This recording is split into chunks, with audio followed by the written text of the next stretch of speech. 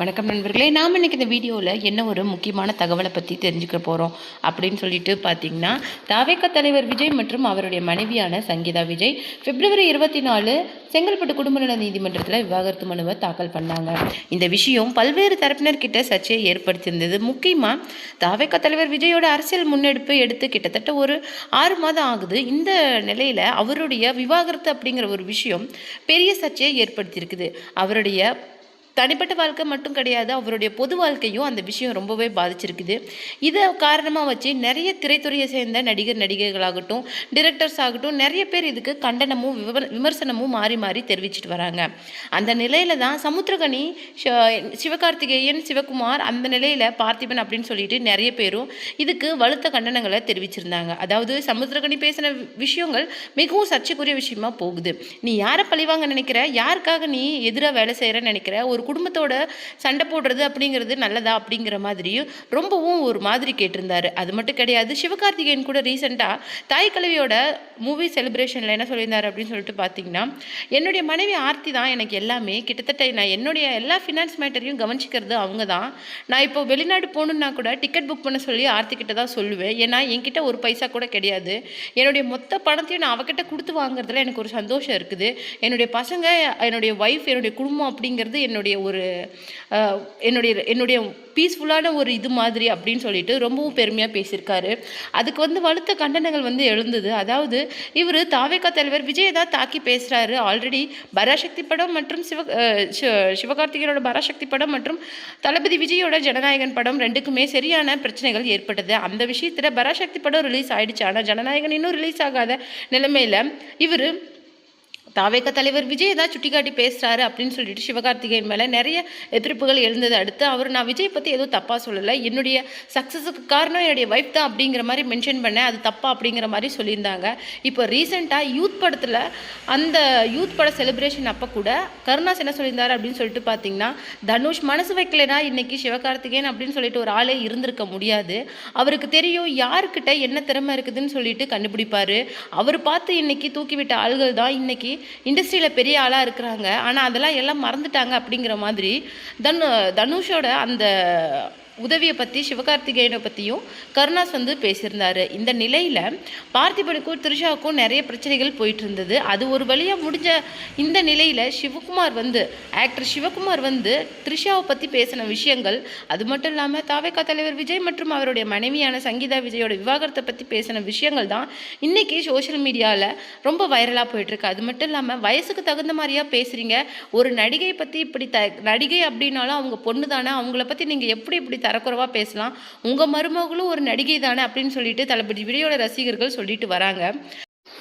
ஒரு நடிகையை பற்றி தப்பாக பேசுகிறது ரொம்பவும் கேவலமான கீழ்த்தரமான செயல். அது மட்டும் கிடையாது, ஒரு நடிகை அப்படின்னாலும் அவங்களும் ஒரு பொண்ணு தானே, அவங்கள பற்றி தப்பாக பேசுகிறதுக்கு உங்களுக்கு என்ன ரைட்ஸ் இருக்குது அப்படிங்கிற மாதிரி நிறைய விமர்சனங்கள் இன்றைக்கி சிவகுமார் மேலே முன் வச்சுட்டு வராங்க. அது மட்டும் கிடையாது, டைரெக்டாகவே த்ரிஷா இந்த விஷயத்துக்கு ரியாக்ட் பண்ணியிருக்கிறது தான் சோஷியல் மீடியாவில் மிகப்பெரிய சர்ச்சையை ஏற்படுத்துது.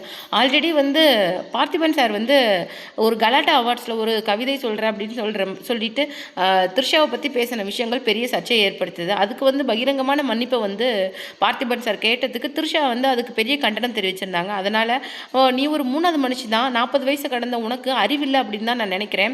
விஜய் விஷயத்தை பொறுத்த வரைக்கும் சங்கீதா தான் இன்னும் அவங்களுடைய அஃபிஷியலான ஒய்ஃபு. எப்படி பார்த்தாலும் நீ ஒரு 3வது மனுஷி தான், நட்பு அப்படிங்கிற போர்வையில் நீ அவர் கூட இருக்கிறது எந்த விதத்துலையும் சரியில்லை அப்படிங்கிற மாதிரி சொல்லிட்டு அவங்களுடைய கண்டனத்துக்கு எதிர் விஷயமா நான் மன்னிப்பு கேட்டதையே தப்புன்னு நினைக்கிறேன் அப்படிங்கிற மாதிரி பார்த்திபன் ரொம்ப கோவமாக சொல்லியிருந்தார். அது மட்டும் இல்லாமல் அதுக்கப்புறமேலே இந்த பேச்சுக்கள் ஓய்ந்த நிலையில் இப்போ சிவகுமாரோட இந்த விஷயம் பெரிய அளவில் பேசப்பட்டு வருது. அவர் என்ன சொல்லியிருந்தார் அப்படின்னு சொல்லிட்டு பார்த்தீங்கன்னா, எம்ஜிஆர் மாதிரி ஒரு மனுஷனை பார்க்க முடியாது, ஆனால் இன்றைக்கி திரைத்துறையிலேருந்து இந்த அரசியலுக்கு வரவங்க எல்லாருமே நானும் ஒரு எம்ஜிஆர் அப்படிங்கிற பேரை சொல்லிக்கிட்டு தான் வராங்க. அவருடைய உழைப்பு, அவருடைய அந்த விஷயங்கள், அவருக்கு மக்கள் மேலே இருக்கிற அந்த ஒரு பாசம் அப்படிங்கிறது அது யாருக்குமே வராது அப்படிங்கிற மாதிரி சொல்லியிருந்தாங்க.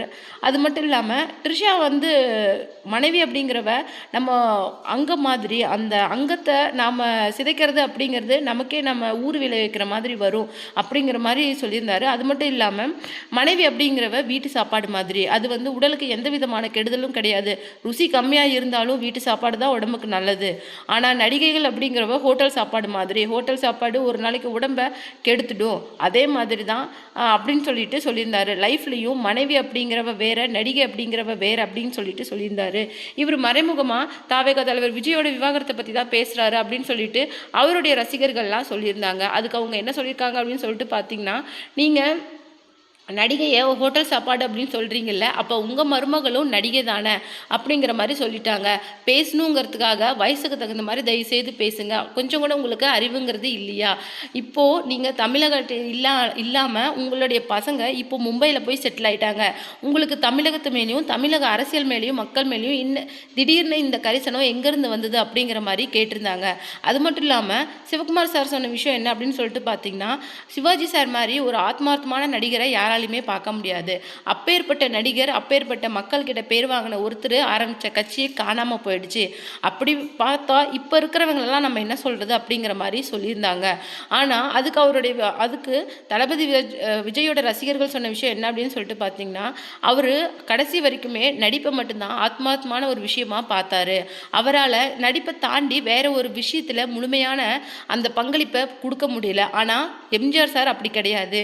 எம்ஜிஆர் வந்து நடிப்பை விட மக்களுக்கு உதவி புரியணும் அப்படிங்கிற விஷயமான அந்த அரசியலில் முழு பங்களிப்பையும் கொடுத்தாரு. அவர் பங்களிப்பு கொடுத்ததுனால தான் மக்கள் அவரை இதயத்தில் வச்சுருந்தாங்க. அது மட்டும் இல்லாமல் இன்றைக்கி ஏடிஎம்கே அப்படிங்கிற ஒரு கட்சிக்கு இன்னும் மக்கள் ஆதரவு தெரிவிச்சிட்டு வரதுக்கு காரணம் எம்ஜிஆர்னால தான்.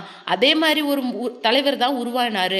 எடுத்த மாத்திரத்திலே எம்ஜிஆர் வந்து இன்னைக்கு பெரிய ஆள் ஆயிரல. எம்ஜிஆர் அப்படிங்கிற பேர் நிலைச்சு நிற்கிறதுக்கு குறைஞ்சது 50-60 வருடங்கள் ஆச்சு. அதே மாதிரி தான் இப்போ இருக்கிறவரும் அப்படின்னு சொல்லிட்டு விஜய்க்கு ஆதரவாக அவருடைய ரசிகர்கள் வந்து தன்னுடைய கருத்துக்களை இன்னைக்கு இணையதளத்தில் பதிவிட்டுட்டு வராங்க.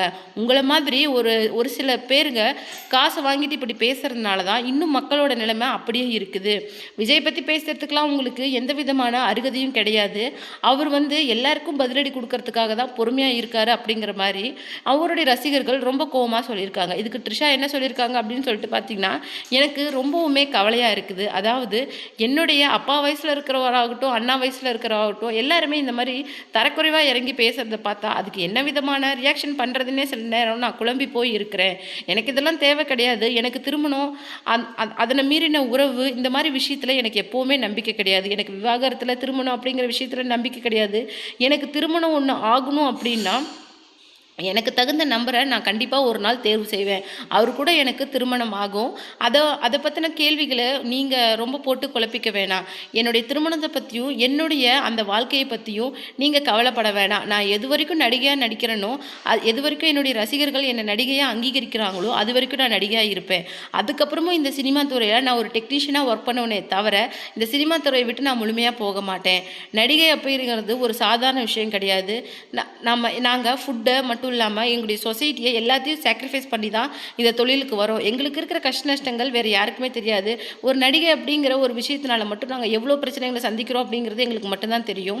இன்றைக்கி நயன்தாராவுக்கு ஆதரவாக எழுந்த விஷயங்களை பற்றி நான் ரொம்ப சந்தோஷப்படுறேன். ஆனால் அதே நிலையில் இருக்கிற ஒரு நடிகை தான் நானும். ஆனால் எனக்கு எதிரான இந்த வலுத்த கண்டனங்களை திரைத்துறையினரே சொல்கிறத பார்த்தா எனக்கு ரொம்ப சங்கடமாக இருக்குது அப்படின்னு சொல்லிட்டு தன்னுடைய கருத்தை பதிவு பண்ணியிருந்தாங்க.